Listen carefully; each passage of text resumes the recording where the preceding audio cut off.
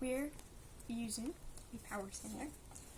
And if you'll notice here in power sander, there are little holes for wicking the dust up and into the filter.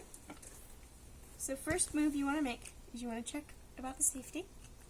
You want to switch the safety off only when you're ready to start sanding.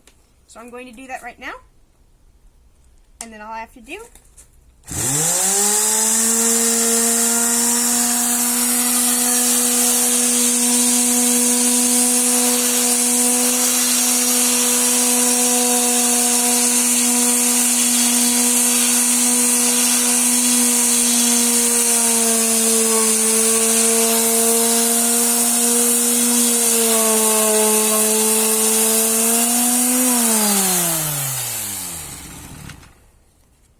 and that's how you do it. And you can see the difference between the wood as it was before and the wood that we sanded.